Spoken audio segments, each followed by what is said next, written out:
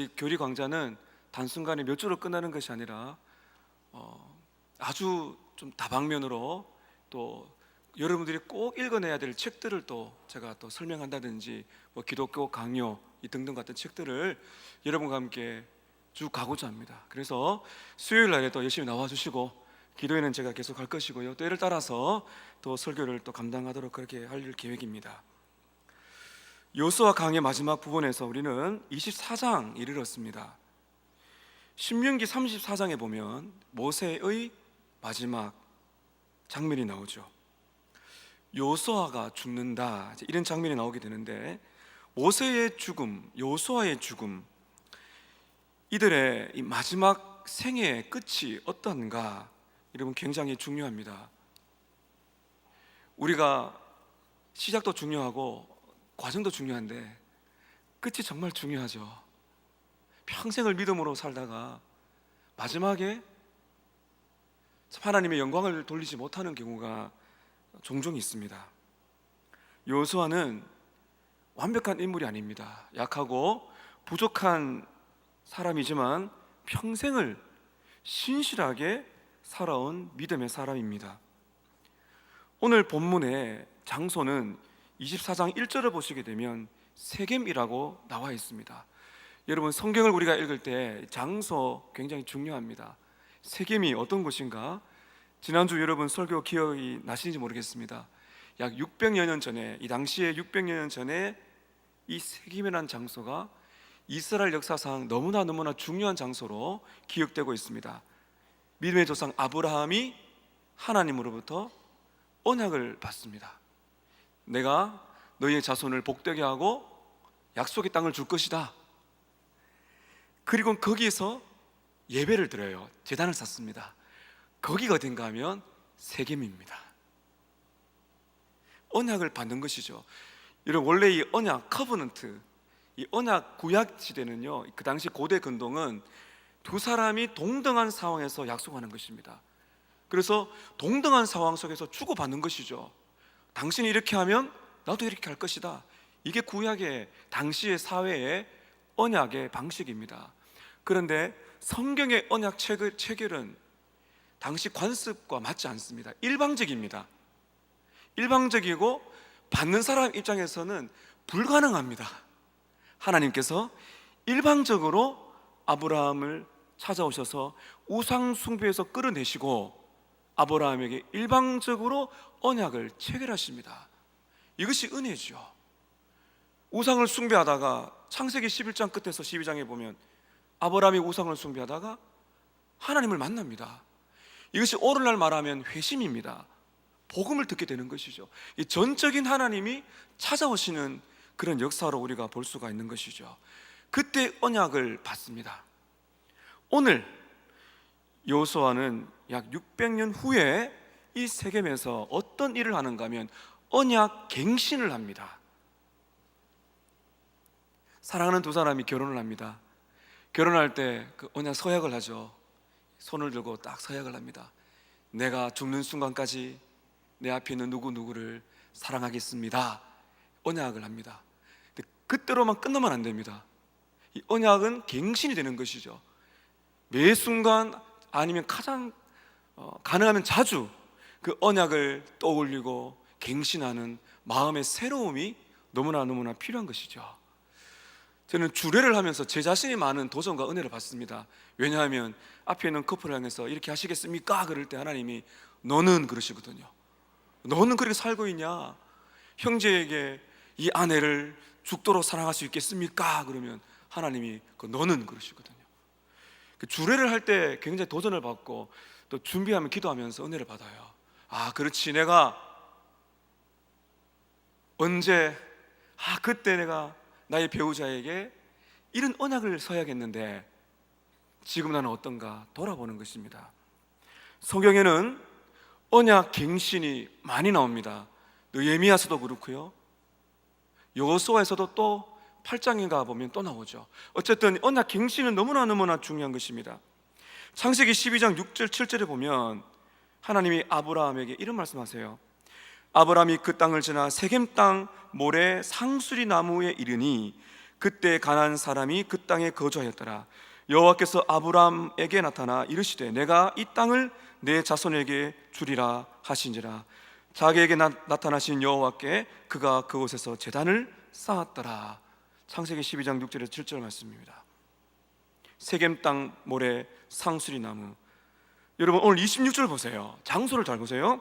26절 보면 여호수아가 이 모든 말씀을 하나님의 율법책에 기록하고 큰 돌을 가져다가 거기 여호와의 성소 곁에 있는 어디예요? 상수리 나무 아래에 세우고. 이 상수리 나무가 뭐 효험 있는 나무가 아닙니다.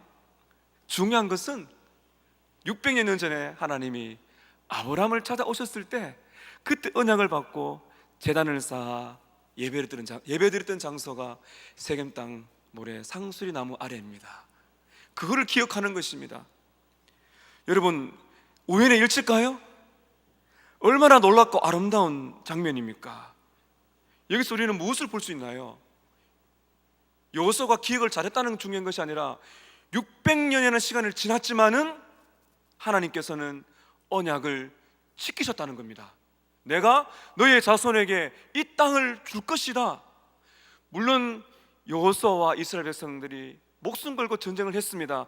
그러나 그것이 그들의 공로가 될 수가 없습니다. 그들이 가나안 땅을 정복하고 기업을 나누었던 가장 중요한 동인이 무엇입니까?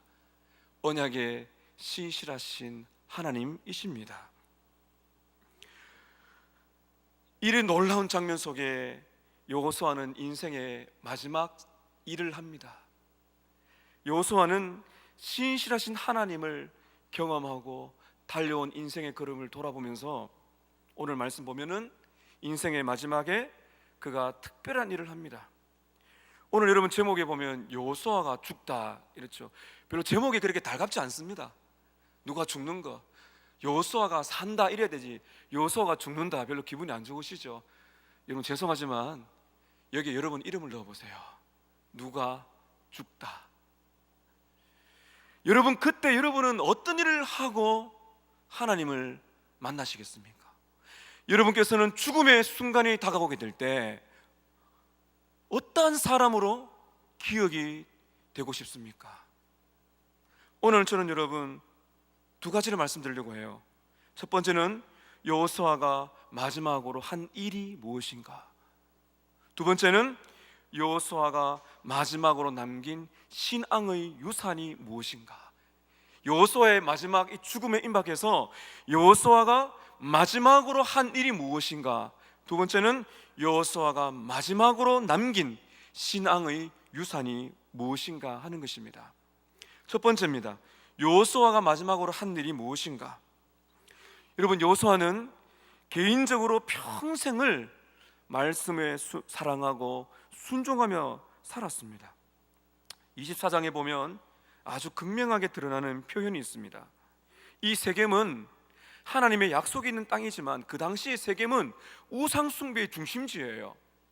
이 세겜이라는 장소는 아브라함으로부터 받았던 언약의 중요한 장소일 뿐만 아니라 그 당시에 고고학자들의 연구에 의하면 가나안 그 땅의 우상 숭배의 중심지입니다.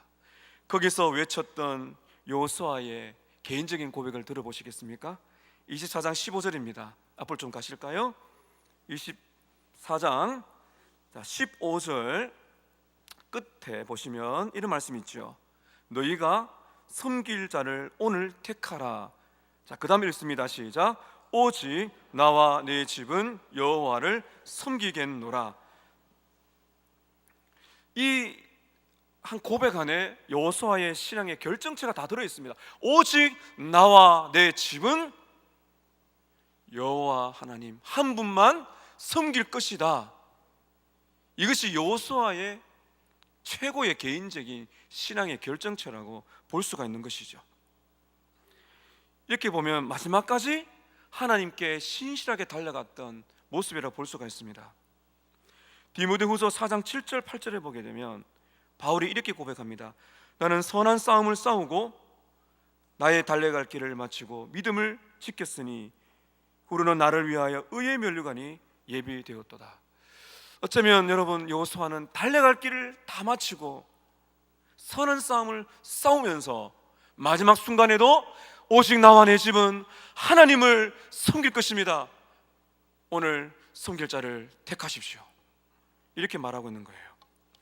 그런데 개인적인 신앙의 결단으로 끝나는 것이 아니고 여호수아가 마지막으로 한 일이 무엇인가 하면 공동체를 말씀 위에 세우는 일입니다.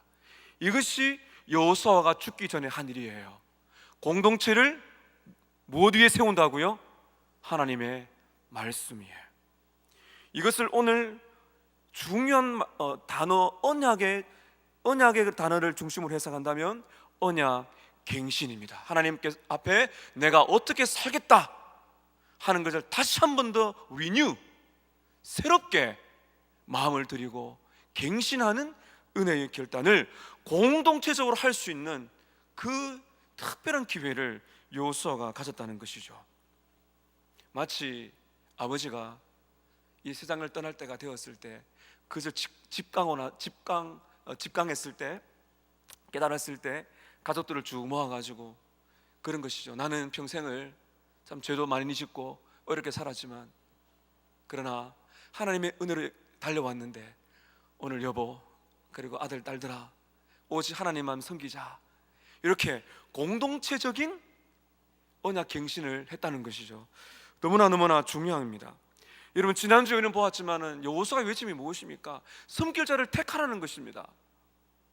가나안의 신이 좋으면 가나안의 신을 택하든지, 애굽의 신은 애굽의 신을 택하라, 좋은 대로 선택하라, 그러나 하나님을 선택하라, 이렇게 여호수아가 말을 했죠. 여러분 23절 한번 보실까요? 23절에 보면은 여호수아가 백성들이 이렇게 격려하고 촉구합니다. 여호수아가 이르되 그러면 이제 너희 중에 있는 이방신들을 치워버리고 너희의 마음을 이스라엘 하나님 여호와께로 향하라. 여러분께 질문을 드리겠습니다. 오늘 여러분께서는 여러분의 주인이신 하나님께 신실하게 살아가겠다고 고백하실 수가 있겠습니까? 여러분 하나님만 섬기시겠습니까? 아멘 되신다면 23절을 반드시 읽으셔야 됩니다. 입술의 결심이 물론 중요한데 그 결심 안에 어떤 내용이 필요한가 하면 첫 번째는 회개입니다. 잘 보세요. 그렇다면은 이제 너희 중에 있는 이방신들을 치워버리라. 제가 지난주에 강조했지만은 충격적인 것입니다. 광야를 지나고 가나안 전쟁을 지나면서도 어떻게 이들에게 우상이 있었는가? 지금 있다고 말하고 있어요. 여호수아가 그걸 아는 것입니다. 형상화된 우상이든지 이스라엘 백성들 마음에 있는 우상이든지 아간을 통해서, 여리고성 전쟁 이후에 아간을 통해서 물질의 노예가 되어 있는 물질의 우상을 여호수아는 봤습니다. 회개하는 것이 무엇입니까? 하나님 죄송합니다. 입술로만 끝나는 것이 아니에요. 돌이켜야 되는 것이에요. 버려야 되는 것입니다. 아주 오래됐는데요, 전임 전도사 때 설교를 하면서 그렇게 한번 설교했어요. 여러분, 회개는 버리는 것입니다. 만약 여러분들의 TV가 여러분을 죄짓게 하면 TV를 당장에, 죄송합니다, 제가 이렇게 강단에서 사투리를 써서 TV를 부사라 그랬거든요. 그래 애들이 막 깜짝 놀라가지고 목사님 정말 TV를 부서뜨려야 됩니까? TV가 너를 죄짓게 하면은 없애라. 여러분, 나를 죄짓게 하는 환경이 있는데 회개해야 되죠. 근데 정리를 해야 돼요. 정리를. 너희 중에 있는 우상을 치워버려라. 사랑하는 스마나 가족 여러분, 이렇게 해야 사는 것입니다. 회개는 회복의 길입니다. 내 마음에 있는 우상, 내 마음에 집착하게 만드는 그것, 무형의 우상이 우리 안에 있다는 것을 아셔야 됩니다. 유형의 우상, 무형의 우상, 하나님보다 자꾸 다른 것을 집착하려고 하는 그것을 깨뜨리지 아니하면은 진정한 회개가 될 수가 없다는 것이죠. 치워버리는 것은 소극적인 것입니다. 적극적인 것은 무엇입니까? 향해라는 것입니다. 너의 마음을 누구에게로? 하나님께로 돌리라는 거예요. 방향을 전환하는 것입니다. 여러분, 나침반이 있습니다. 나침반을 가지고 흔들어 보세요. 흔들다가 딱 놓아 보세요. 나침반이 어디로 향합니까? 앞에 빨간 점이 북극을 향합니다. 성도는 신앙이 흔들리고 유혹에 있어도 항상 어디를 향해야 될까요? 하나님인 것이죠. 항상 마음의 경향이 하나님께로 가야 됩니다. 그런데 여러분, 우리의 문제는 자꾸 이 마음이 딴 곳으로 가는 것이죠. 여기 보시면은 너희의 마음을 하나님께로 향하라. 이 향한다는 말은 incline, 기울이라는 뜻이에요. 이 단어가 어디에 나오는가 하면 시편 119편에 보면 많이 나오는 단어입니다. 제가 몇 구절을 읽겠습니다. 시편 119편 36절입니다. 내 마음을 주의 증거들에게 향하게 하시고 탐심으로 향하지 말게 하소서. 내 마음을 탐심이 아니라 하나님의 증거로 향하게 하소서. 시편 119편 112절에 내가 주의 율례들을 영원히 행하려고 내 마음을 기울였나이다. 사랑하는 성도 여러분, 여러분의 마음이, 여러분의 중심이 탐심이 아니라 하나님께로 기울어지시기를 축복합니다. 기울여야 돼요. 하나님께로 말이죠. 여호수아는 자신도 그렇게 살고자 기도하며 애를 썼고, 그리고 은혜가 필요한 것임을 알았고, 이스라엘 백성들에게도 은혜로 우상을 발견하여 우상을 치우고 순전한 마음을 하나님께로 향하도록 말씀 안에 거하기를 그가 그토록 외쳤던 것입니다. 여러분, 이것이 바로 언약 갱신입니다. 이렇게 대화를 마친 다음에 25절에서 27절까지 보게 되면 공동체적인 언약 갱신을 겉으로 보이는 특별한 그 예식을 가집니다. 여러분, 25절 보세요. 그날의 여호수아가 세겜에서 백성들과 더불어 무엇을 맺고? 언약을 맺고 그들을 위하여 율례와 법도를 제정하였더라. 26절에 여호수아가 이 모든 말씀을 하나님의 율법책에 기록하고 큰 돌을 가져다가 거기 여호와의 성소 곁에 있는 상수리 나무 아래 세우고, 25절 26절을 보면 백성들과 더불어 언약을 맺도록 도와주었습니다. 언약을 맺는다. 이 언약은 원래 자기들의 출발이 아니에요. 이 언약은 누가 주신 것입니까? 하나님 주신 것이죠. 나는 너희들이 하나님이 되고 너희들은 나의 백성이 되리라. 이것이 언약의 핵심이거든요. 여기 보면은 그들을 위하여 율례와 법도를 제정하고, 26절에 이 모든 말씀을 하나님 율법책에 기록했다는 말은 모세 율법에 무엇인가를 더 붙였다 그런 말이 아닙니다. 모세 오경 외에 다른 성경은 들어가지 않는 것이죠. 이 말은 그 당시에 그들이 하나님 앞에 어떻게 살겠다라는 그런 언약, 그런 언약들을 기록한 책이라고 대부분 학자들이 보고 있는 것입니다. 고대 근동 이 당시에는 기록을 꼭 남겨요, 언약을. 그래서 결혼식 때 보면 요즘에는 그 언약 이렇게 고백한 게 나오지 않습니까? 제가 이렇게 물어보고 나서 결혼식 줄이 끝난 다음에 부부에게 그 언약 서약했던 서약식 내용을 제가 이렇게 사진과 함께 드리는 경우도 종종 있습니다만은, 언약을 기록하고요, 그대로 끝나는 것이 아니라 큰 돌을 가져옵니다. 여호수아 4장에 보면은 이스라엘 백성들이 요단강을 건넌 다음에 어떤 일을 하는지 기억나십니까? 12돌을 세우죠, 길갈에. 왜 세웁니까? 후손들이 기억하도록. 무엇을요? 하나님이 하신 위대한 일을 기억하도록 큰 돌비를 세웁니다. 지금도 보면은 돌을 가져와서 상수리 나무 아래 세웁니다. 성소 곁에 상수리 나무 아래에 돌을 세웁니다. 27절 보십시오. 모든 백성이 이르되 보라, 이 돌이 우리에게 증거가 되리니 이는 여호와께서 우리에게 하신 모든 말씀을 이 돌이 들었습니다. 그런즉 너희가 너희의 하나님을 부인하지 못하도록 이 돌이 증거가 될 것이다. 백성들에게 하나님과 언약을 맺도록 만들어 준 것입니다. 기념 돌비를 세운 것이죠. 기념 돌비. 그래서 이 기념 돌비, 이 돌비를 세우는 것들은 여호수아에서 굉장히 자주 등장합니다. 좋은 의미의 돌도 있고요, 좋지 않은 비석도 있습니다. 어쨌든 이 돌을 세워서 그들로 말미암아 기억하도록 만드는 것이죠. 여러분, 기억해야 됩니다. 예수님께서는 우리와 맺으신 결혼 언약을 기억하라 하셨습니다. 그것이 언제입니까?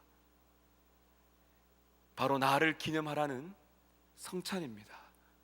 성찬을 볼 때마다 나의 신랑 되신 예수님께 나의 순결과 거룩을 다짐하고 그 그리스도의 피로 정결함 받고 그리스도의 살로서 그 살을 먹고 피를 마심으로써 영원한 양식이 되어 내가 그리스도 안에 있고 그리스도 내 안에 있음으로 말미암아 영원한 풍성한 생명을 누리는 그 삶을 살 것입니다. 주님 안에서 새롭게 언약을 갱신하는 것이 바로 성찬식의 중요한 의미가 되는 것입니다. 여러분, 우리들도 실제로 돌을 세울 필요는 없지만 이것이 오늘 우리에게 어떤 것을 상징합니까? 여러분, 매주마다 언약 갱신을 하셔야 됩니다. 오늘 이 밤에도 여러분의 마음에 돌비를 세우고 수없이 들었던 하나님의 말씀을 우리는 100% 행할 수 없는 너무나 주님의 마음을 아프게 한 우리의 삶을 보면서 다시 한번 언약 갱신을 하는 것입니다. 여호수아의 말처럼 오늘 너희가 택할 선지자를 택해라. 오늘 주님이 우리에게 말씀하세요. 오늘 너희는 누구를 택하겠느냐? 오늘 우리는 기도드리면서 예배드리는 가운데 주님은 나의 유일한 주님 왕이십니다. 나는 예수를 사랑합니다. 나는 주님의 말씀 따라 살아갈 것입니다. 그것을 갱신하는 것이 매주마다 예배며 오늘 우리의 공예배 순간이며 여러분이 매일마다 기도하고 말씀 있는 여러분의 골방에서 여러분은 자주자주 가는 매 순간 내 마음을 하나님께로 향하고 언약 갱신을 해 나가야 우리가 주님이 원하시는 그 깊은 삶을 살아갈 수가 있는 것입니다. 여러분, 오늘 이 밤에도 언약 갱신을 하시는 밤 되시길 바라요. 이런 말씀을 떠나지 마십시오. 우리 봄학기부터 서만 아카데미 여성 통독을 합니다. 여러분, 성경을 얼마나 자주 읽으십니까? 여러분의 주님과의 결혼의 삶이 생생하고 풍성하게 원하십니까? 그렇다면 자주 언약 갱신을 하십시오. 그 언약이 어디에 나와 있습니까? 성경입니다. 성경 속에서 하나님이 어떤 분이신가를 발견하고 여러분이 그 좋으신 주님을, 그 예수님을 만나고 주님, 제가 이 말씀대로 살 수 있도록 도와주십시오. 은혜를 구하고 새롭게 마음을 갱신하는 언약 갱신이 말씀을 펴는 여러분의 삶과 예배자로서 나와서 새롭게 마음을 갱신하는 삶을 살아가시기를 바랍니다. 이것이 공동체적으로 한 것이 여호수아의 마지막 업적이었어요. 얼마나 감사하고 도전된지 모르겠습니다. 언약 갱신의 삶이 우리 모두에게 인생의 마지막 장면이 되면 좋겠어요. 그게 두 번째입니다. 여호수아가 마지막으로 남긴 신앙 유산이 무엇인가 하는 것입니다. 여호수아는 공동체를 모아놓고 하나님만 바라보라, 언약을 갱신하고 돌비를 세워가지고 기념식을 하고 후손들이 영원토록 기억하도록 만들어 주었습니다. 두 번째로 그가 남긴 신앙의 유산이 있습니다. 세 가지로 볼 수가 있는데 첫 번째는 여호와의 종이라는 유산입니다. 여러분 29절 보실까요? 백성들을 각기 기업으로 돌아가게 합니다. 28절에 보면 백성들을 보내어 각기 기업으로 돌아가게 하였더라. 백성들을 다 돌려보내고 이제 여호수아는 하나님과 독대합니다. 29절을 한번 읽어볼까요? 시작. 이힐 후에 여호와의 종 눈의 아들 여호수아가 110세에 죽음에, 110세에 눈의 아들 여호수아가 죽었습니다. 여기는 특별하게 우리의 관심을 끌만한 단어가 잘 안 보이죠. 여러분, 여호수아 1장 1절을 보게 되면 놀라운 고백이 기록이 하나 있는데요. 여호와의 종 모세가 죽은 후에 모세의 수종자 눈의 아들 여호수아라고 나와 있습니다. 모세를 가리켜서 여호와의 종이다 했습니다. 그러나 1장 1절에 여호와의 종인 모세의 바톤을 이어받아 지도자로 활약을 하기 시작할 때 여호수아를 향하여 누구라고 칭해졌습니까? 모세의 수종자, 모세를 돕는 사람, 눈의 아들 여호수아입니다. 그런데 오늘 여호수아가 죽는 마지막 순간에 하나님께서는 여호수아에게 어떤 복을 내리셨습니까? 여호와의 종이다. 눈의 아들 여호수아는 110세에 죽게 되고 그의 영적 스승인 모세는 120세에 죽게 됩니다. 근데 여호수아나 모세가 남긴 위대한 신앙 유산은 무엇입니까? 모세나 여호수아가 누구였다는 것이에요? 하나님의 무엇이라고요? 종이라는 것입니다. 이것이 오늘 성도가 남길 수 있는 신앙의 유산이라는 것이에요. 모세의 수종자였지만 그가 죽게 되었을 때 그의 인생의 신실한 걸음을 보시고 하나님이 그에게 주신 최고의 칭호 누굽니까? 하나님의 사람, 위대한 지도자가 아니에요. 여호와의 종 모세, 여호와의 종 여호수아입니다. 바울은 13권의 서신서를 기록하면서 그는 자신을 주저없이 예수 그리스도의 종이라고 고백했습니다. 예수 그리스도의 종인 나 사도 바울. 사도는 아주 특별한 특권층입니다. 특별한 하나님의 은혜를 받은 그런 분들입니다. 그러나 사도 앞에 무엇을 붙입니까? 예수 그리스도의 종입니다. 여러분께서는 어떤 사람으로 불리기를 원하십니까? 여러분이 이 세상을 떠나게 될 때 어떤 사람으로 남겨지길 원하세요? 자녀들에게, 이웃들에게, 신앙의 지체들에게 어떤 사람으로 기억되고 유산을 남기길 원하십니까? 어떤 사람으로 평가가 되기를 원하세요? 우리는 예수 그리스도의 종으로 살고 예수 그리스도의 종으로 죽는 것이에요. 종이 무엇입니까? 주인이 있다는 것입니다. 여러분 누구의 소유입니까? 이 질문입니다. 잘 들어보세요. 여러분은 누구입니까가 중요한 것이 아니에요. 여러분들은 누구의 소유입니까가 중요한 것입니다.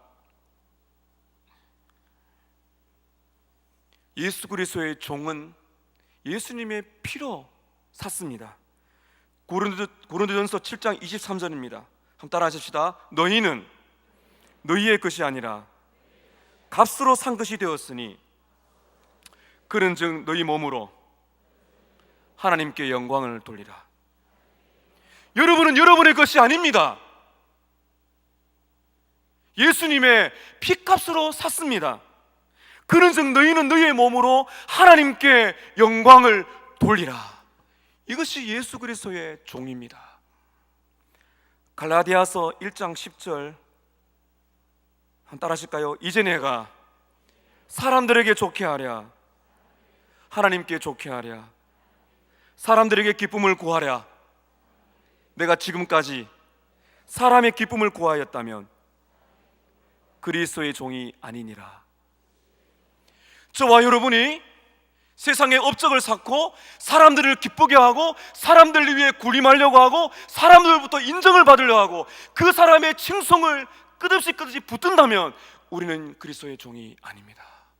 하나님을 기쁘시게, 하나님의 기쁨이 되는 그 사람이 그리스도의 종이며 예수님의 피값으로 하나님의 자녀의 영광스러운 칭호입니다. 여러분 기억하십시오. 여러분은 누구에게 속한 자입니까? 여러분의 주인은 누구입니까? 이것을 묻고 있는 것이에요. 제가 주일날 말씀드렸죠. 목회자와 중직자는 예수 그리스도의 종입니다. 성도들을 섬기는 자들입니다. 그런데 왜 오늘날 목회자들이 타락하고 이 중직, 임직 때문에 성도들이 시험을 받습니까? 이걸 모르기 때문입니다. 예수 그리스도의 종, 주님을 닮고자 애쓰고 성도들 앞에 예수님의 모습을 보여주려고 몸부림을 치고 성도들의 아픔을 알고 기도하는 사람, 그 사람이 중직이고 목회자지 않습니까? 근데 예수 그리스도의 종이 아닌 사람이 너무 많습니다. 여러분, 저를 위해 기도해 주세요. 제가 마지막 인생의 묘비에 기록된다면 가장 영광스러운 칭호는 뭘까요? 배성현 성도 평생 예수를 위해 살다 죽었다, 이런 거 아니겠습니까 여러분? 이게 우리 인생의 묘비가 되어야 되지 않겠어요? 이것이 여호수아가 마지막으로 남긴 신앙의 유산 첫 번째, 여호와의 종입니다. 두 번째, 여호수아가 마지막으로 남긴 신앙 유산은 신앙의 영향력입니다. 여호수아가 혼자 죽은 것으로 끝난 것이 아니라 그의 신앙 유산은 영향력을 미쳤다는 것입니다. 31절을 읽습니다. 31절 시작.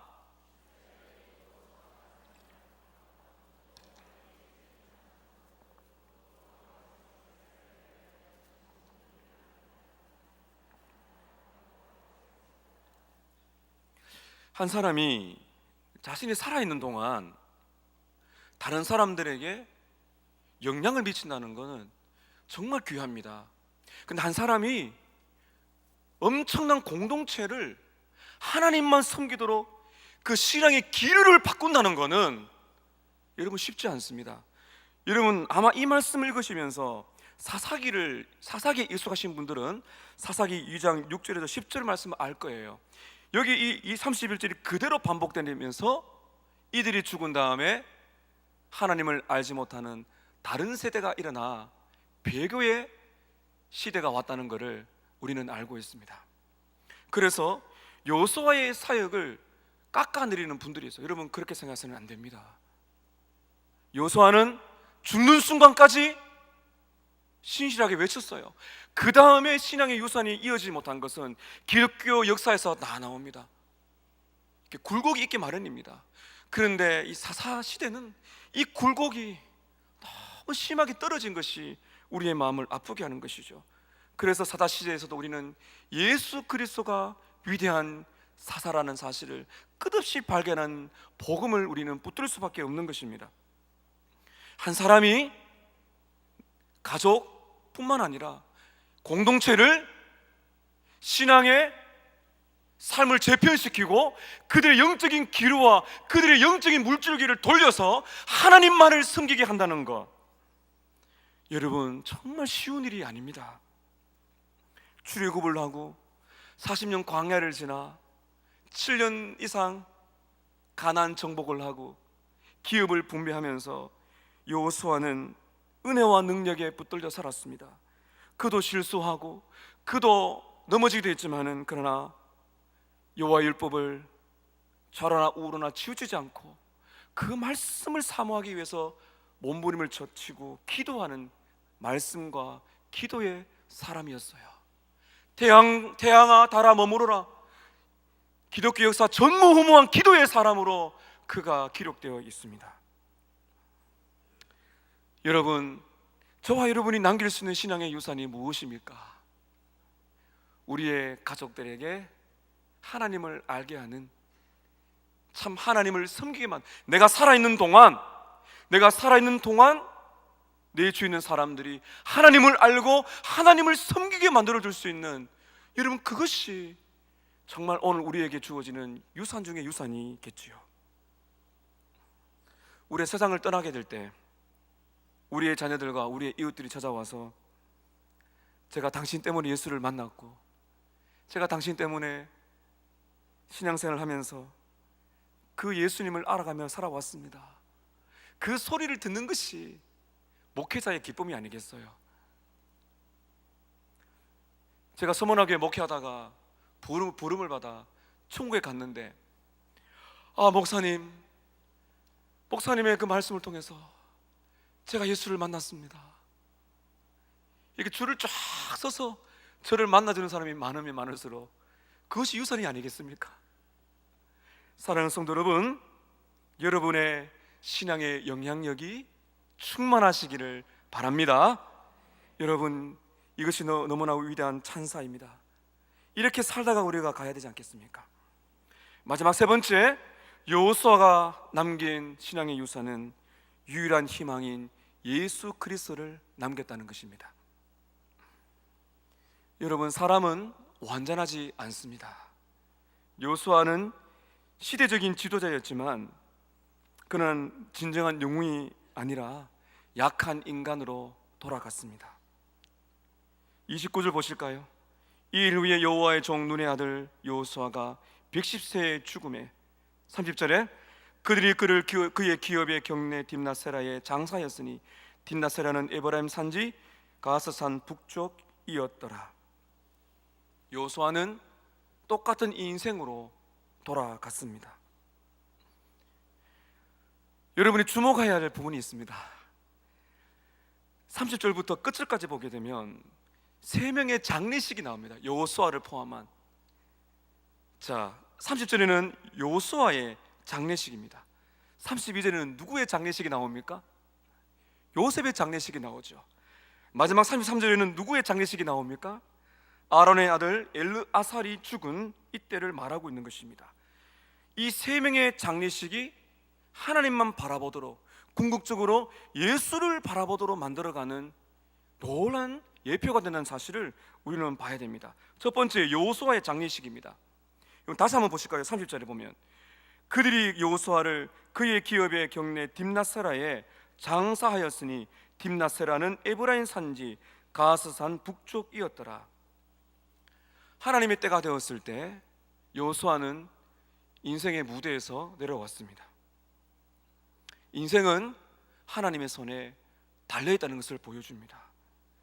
그러나 여러분, 여호수아는 어디에 묻힙니까? 그의 기업의 경내. 여러분, 이것이 뭔지 아십니까? 하나님의 약속의 성취입니다.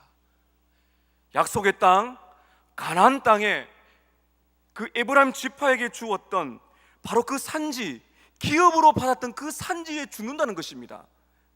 이런 약속의 땅은 장차 우리에게 주어질 영원한 하나님의 나라, 천국을 상징해 주는 것이죠.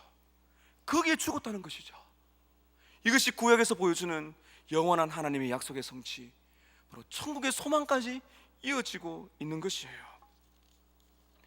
두 번째는 요셉의 장례식입니다. 32절 보세요.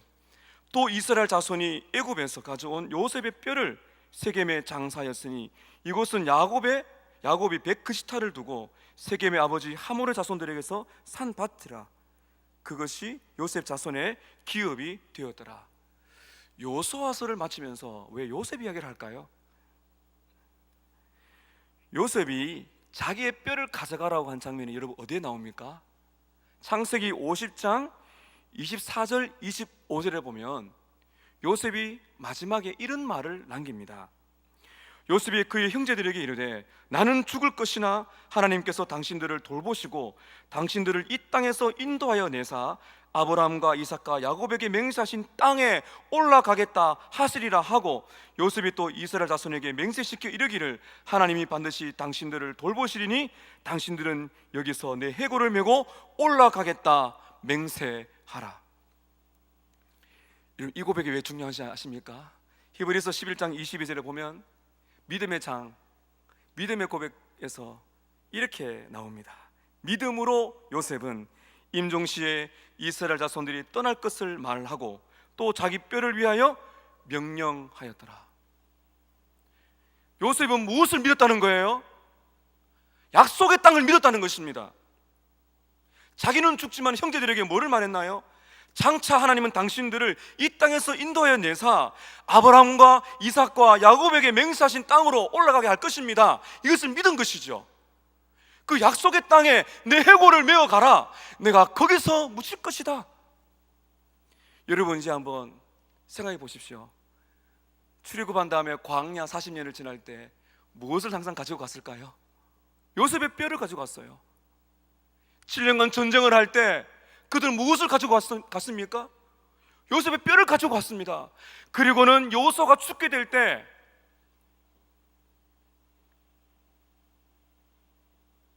요셉의 뼈를 어디에 묻나요? 요셉 자손들이 받았던 그 기업에 요셉의 뼈를 묻습니다. 계산법에 다르지만은 400년이 될 수가 있는데, 수백 년 전에 하나님은 요셉에게 믿음을 주시고, 그 믿음은 아브라함부터 시작하는 믿음이죠. 아브라함과 이삭과 야곱에게 맹세하신 그 땅으로 갈 것을 믿었고, 거기서 나의 해골이 묻힐 것이다. 사랑하는 성도 여러분, 요셉의 아버지 야곱이 산 세겜에 묻혔습니다. 우연에 일치겠습니까? 하나님께서 얼마나 신실하신 분이십니까? 사람은 유일한 희망이 아닙니다. 요소는 죽습니다.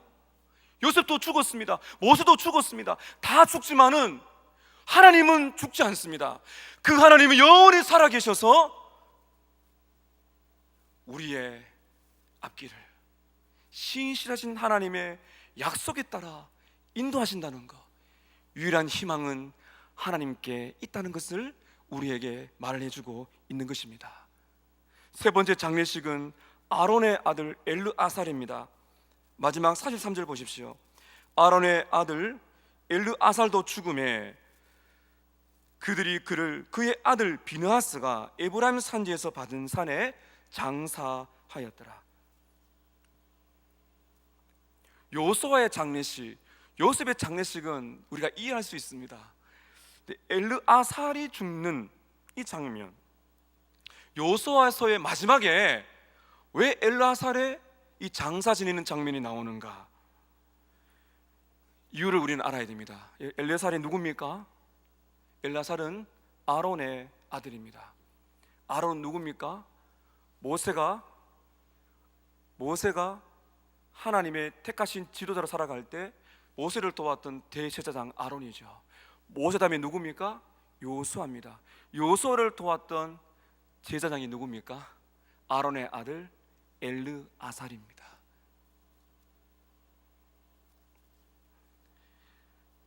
엘르아살은 민수기 20장 25절에 보게 되면 아론이 죽게 될 때 아론의 아들인 엘르아살이 아버지를 대신하여 대제사장의 직분을 가지게 되고, 가나안 정복 때 여호수아를 돕는 귀한 사람으로 등장을 합니다.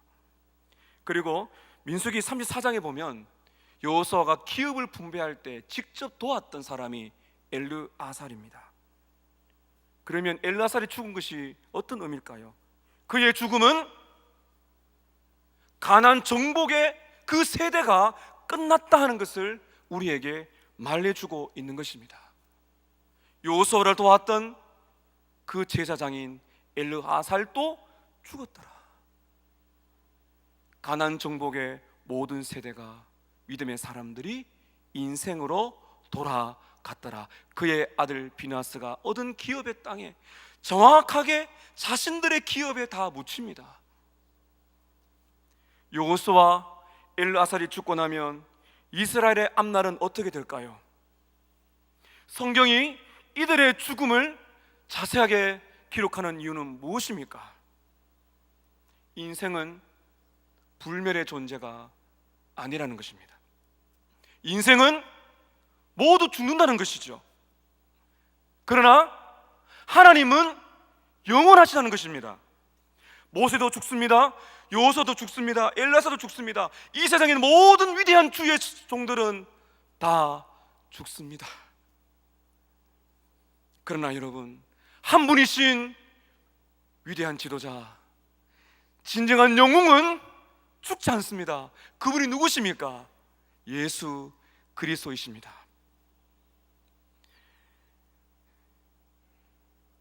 아더 핑크 목사님은 이 장면에서 여호수아와 요셉과 엘르아살의 이름을 기억해 보라고 말합니다. 제가 이 장면을 읽으면서 상당히 많은 또 도전을 받았는데요. 요셉부터 해봅시다. 요셉은 하나님이 더 하신다, 더 해주신다, 더 많이 주신다, 이런 뜻이거든요. 엘르아살은요, 하나님이 도우신다는 뜻이죠. 제일 중요한 거, 여호수아는 히브리어로 어떤 뜻입니까? 여호와는 구원이시다. 헬라어로 여호수아는 어떻게 발음된다고요? 예수입니다. 여호수아는 예수님의 모형입니다. 그래서 우리는 여호수아를 마치면서 누구를 보아야 될까요? 예수님을 봐야 되는 것입니다. 히브리서 13장 8절에 예수 그리스도는 어제나 오늘이나 영원토록 동일하시니라.